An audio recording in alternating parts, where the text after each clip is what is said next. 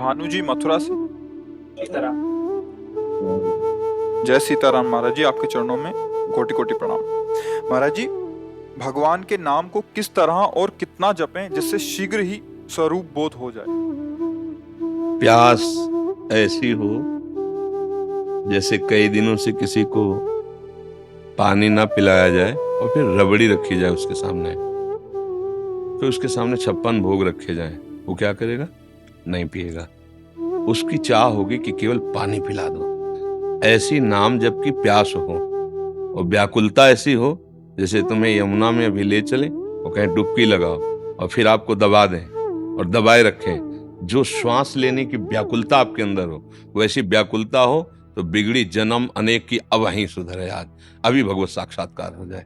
व्याकुलता हो ऐसी जैसे यमुना में डुबोने पर, श्वास लेने की चेष्टा करने पर फिर दबाया जाए, वो एकदम श्वास के लिए व्याकुल हो रहा है, प्राण व्याकुल हो रहे हैं। और प्यास ऐसी हो कि जैसे पानी की चाह वाले को रबड़ी रसगुल्ला रखा जाए। ब्रह्मादिक के भोग शब्द विषम लागत ताहि, नारायण ब्रज चंद की लगन लगी है जाए। ऐसी तो चाह हो और ऐसी व्याकुलता हो कि दरस बिन दूखन लागे नयन। जब से तुम बिछुरे पिए प्यारे कबहु न पायो चैन। अभी हम चैन से सो रहे हैं, चैन से खा रहे हैं और हम भगवत प्राप्ति की बात कर रहे हैं। भगवत प्राप्ति का नारायण हरिभजन में ये पांचों न सुहात, विषय भोग निद्रा हंसी जगत प्रीति बहुबात। बस केवल अपने प्रभु का सुमिरन और उनसे मिलन की चाह। बस फिर आपको एक प्रश्न ही नहीं करना पड़ेगा कि कैसे तत्वबोध हो, कैसे प्रेम प्राप्त हो। समझ रहे हो बच्चा? महाराज जी, अशांति, भयंकर जलन अज्ञान के कारण या प्रारब्ध के कारण या फिर वर्तमान अपराध बन जाने के कारण होती है? सबका मूल अज्ञान ही है। वर्तमान का अपराध भी अज्ञान से ही होता है और पूर्व अपराध जो हुए हैं वो प्रारब्ध का नाम दिया जाता है, वो भी अज्ञान से हुई है। सबका मूल कारण दुख का, अशांति का, जलन का, क्लेश का, जन्म मरण का अज्ञान ही है।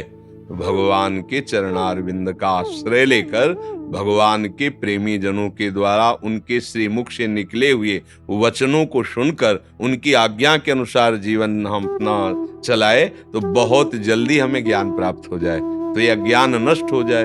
अज्ञान नष्ट होते ही परम शांति की प्राप्ति हो जाती है। श्रद्धावान लभते ज्ञानम तत्परः संयतेन्द्रिया, ज्ञानम लब्ध्वा पराम शांति। परम शांति कहाँ मिली? ज्ञानम लब्ध्वा पराम शांति मच्रेणादि गच्छति। भगवत प्रेमी महात्मा और शास्त्र, इनके जो वचन है उनके अनुसार जब हम जीवन यापन करते हैं, उनके अनुसार चलते हैं तो हमारा ज्ञान नष्ट हो जाता है। अज्ञान नष्ट होते ही जैसे अंधेरे में क्या है मुझे पता नहीं चल रहा, पर जब प्रकाश हुआ तो पता चल गया। जब पता चल गया तो ना भय रह गया, ना कोई जलन रह गई, ना कोई अशांति।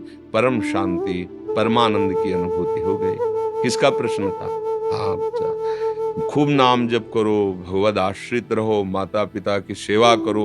अभी नई अवस्था है, ब्रह्मचर्य पर दृष्टि रखो, गंदे आचरणों की वृत्ति वाले लोगों का संग न करो, दृश्य न देखो, वैसा बात न करो। बड़े भाग्य हैं जो आप परमार्थ संबंधी जिज्ञासा रखते हैं, पर इसकी अनुभूति के लिए जैसा आदेश हो गुरुजनों का, शास्त्रों का, वैसे चलने पर अनुभूति होगी।